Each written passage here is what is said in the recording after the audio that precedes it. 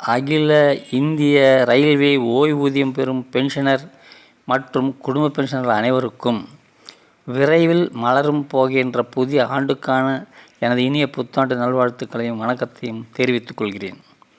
இந்த பதிவில் ரயில்வே பென்ஷனர்களுக்கான பின்வரும் முக்கிய தகவலை தெரியப்படுத்த கடமைப்பட்டுள்ளேன். ஒவ்வொரு வருடமும் நவம்பர் மாதம் முதல் அடுத்த வருடம் அக்டோபர் மாதம் வரை பென்ஷனர்களுக்கு தொடர்ந்து பென்ஷன் வழங்க மத்திய அரசு பாதுகாப்பு அமைச்சகம் முக்கிய செய்தியாக வெளியிட்டுள்ளது. 80 வயதான ஓய்வூதியம் பெறும் பென்ஷனர்கள் நிறைய பிரச்சனைகளை எதிர்கொள்ள வேண்டி இருப்பதால் ஒவ்வொரு வருடமும் அக்டோபர் மாதம் முதல் தேதியில் இருந்தே லைஃப் சர்டிஃபிகேட் உயிர்வாழ் சான்றிதழ் பதிவு செய்யலாம் என்று 18/7/2019 அன்று தேதியிட்டு கடிதத்தில் அறிக்கையை வெளியிட்டுள்ளது. மற்றும் பென்ஷனர் 79 வயது உடையவர்கள் நவம்பர் 1ஆம் தேதி முதல் 30ஆம் தேதிக்குள் வங்கிக்கு சென்று அதிகாரியை அணுகி கேட்டு லைஃப் சர்டிஃபிகேட்டை பதிவு செய்து விடுங்கள்.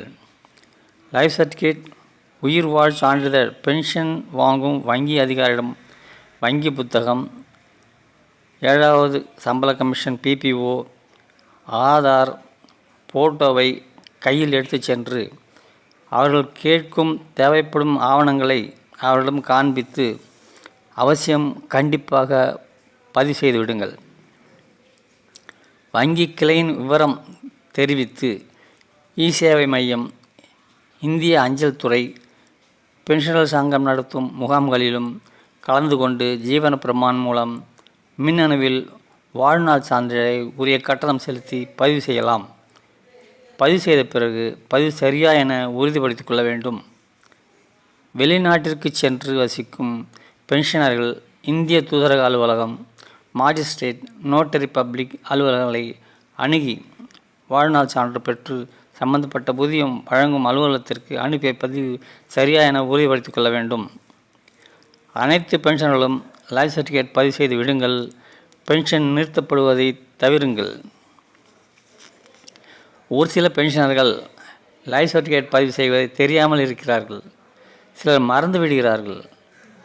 பென்ஷன் கொடுப்பதை நிறுத்திய பிறகு என்ன செய்வது என்று அலைச்சலுக்கு ஆளாகி அவதிப்படுகிறார்கள்.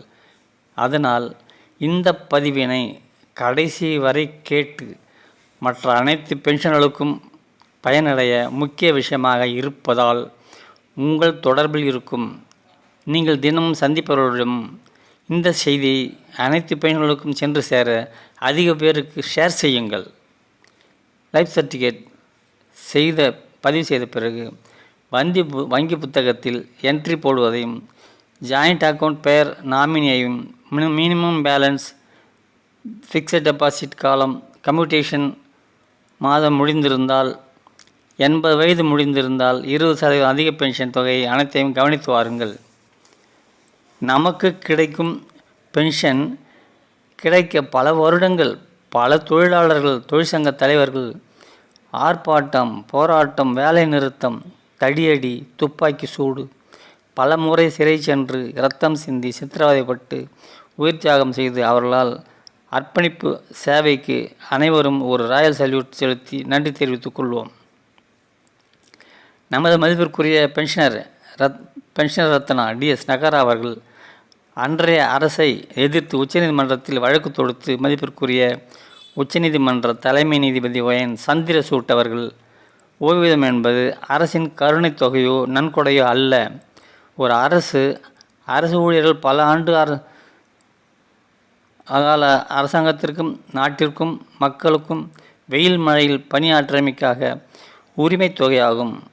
அரசு ஊழியர்கள் பணி நிறைவு பெற்று ஓய்வு பெற்ற பின்பு அமைதியாக, ஆரோக்கியமாக, கௌரவமாக வாழ்வதற்கு அரசு உதவி செய்வதே என்ற வரலாற்று சிறப்புமிக்க தீர்ப்பை 1982ஆம் ஆண்டு டிசம்பர் திங்கள் 17ஆம் நாள் மதிப்பிற்குரிய பென்ஷனர் ரத்னா DS நகரா அவர்கள் தீர்ப்பை நமக்கு பெற்றுத்தந்த தினமாகும்.